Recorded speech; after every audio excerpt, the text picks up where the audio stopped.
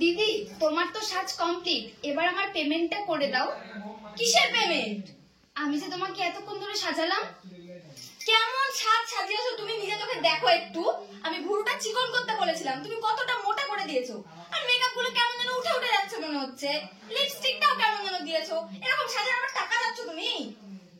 আমি যে এত কষ্ট করে তোমাকে সাজালাম, তুমি আমাকে টাকা দেবে না?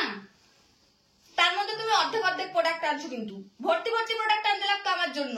আর যতক্ষণ অনুষ্ঠানটা চলবে ততক্ষণ তুমি আমার পাশে বসে থাকবে। আমার যদি কোনো কিছু মেকআপ নষ্ট হয় তাহলে তুমি ঠিক করে দিবা, তারপর আমি ফুল পেমেন্ট করবো, নাহলে করবো না। এরপর যে আমার আরো একটা ব্রাইড সাজানো আছে। থাকুক, আমি আগে তোমাকে বুকিং করেছি, তুমি আর একটা ব্রাইড নিলে কেন একই ডেটে? আমি তোমাকে টাকা দিতে পারবো না, তুমি যাও এখান থেকে। তুমি এতটুকু টাকার জন্য এরকম করছো? আমরা তো এই করেই খাই না। তুমি টাকাটা মেরে দিলে তোমার কিন্তু কোনোদিন ভালো হবে না। হ্যাঁ হ্যাঁ, আমি দেখে নেবো ভালো হবে কিনা, তুমি যাও এখান থেকে এখন। মেকআপ করে টাকা দিল না। হ্যাঁ, সেম ঘটনার শিকার আমিও হয়েছিলাম আমার নিজের পাড়াতেই এক রিসেপশন ব্রাইড সাজাতে গিয়ে। আমি প্রায় 2 ঘন্টা মতো বসেছিলাম। তারপর আমি যেই সাজাতে বসলাম, ওরা সবাই মিলে আমাকে ডিস্টার্ব করতে থাকলো। আসলে ওদের এটা প্ল্যান ছিল, সাজগোজ করার পর আমাকে টাকা দেবে না। তারপর ব্রাইডের ফোনে কথা বলা শুরু হলো। কারোর সাথে ভোজপুরি ভাষায় কথা বলছে, কারোর সাথে আবার ঝগড়া করছে ফোন করে।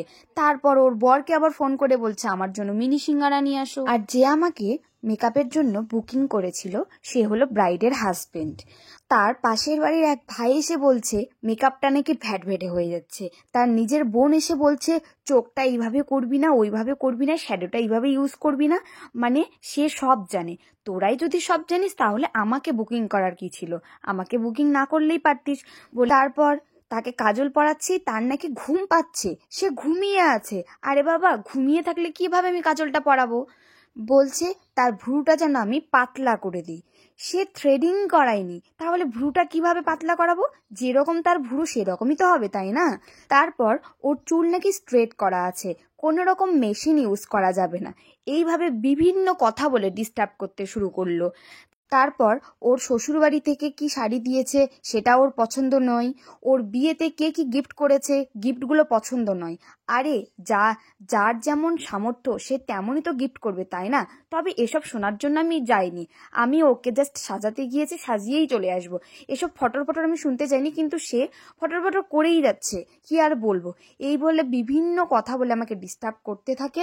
তবে শেষ পর্যন্ত যখন আমার সাজানোটা কমপ্লিট হয়, শুধু ফুলটা লাগানো বাকি ছিল, তখন তার হাজবেন্ড নাকি বাজারে গেছে ফুল আনতে।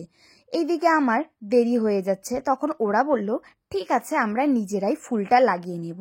আচ্ছা, তাহলে আমার পেমেন্টটা করে দাও। তখন ছেলেটার বোন বলল তোর বাড়ি কত দূর? আমার দাদা তোকে কালকে দিয়ে আসবে।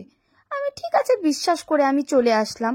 আসার পর 2-3 দিন পার হয়ে গেল, তার কোনো পাত্তা নেই। একদিন ছেলেটা আমার বাড়ির সামনে দিয়ে যায়, তখন আমি জিজ্ঞেস করি যে টাকাটা দে। তখন সে বলে কিসের টাকা? আরে আমি তোর বউকে যে সাজিয়ে আসলাম তার টাকা না। ওর তখন অবাস্তব ধরনের কথা বলে, আমি কেন চলে এসেছি, ও আমাকে বুকিং করেছে, যতক্ষণ ওর প্রোগ্রাম চলবে ততক্ষণ নাকি ওর বাড়িতে থাকতে হবে। কখন কি ঘেটে যাচ্ছে, কখন কি নষ্ট হয়ে যাচ্ছে আমাকে ঠিক করে দিতে হবে।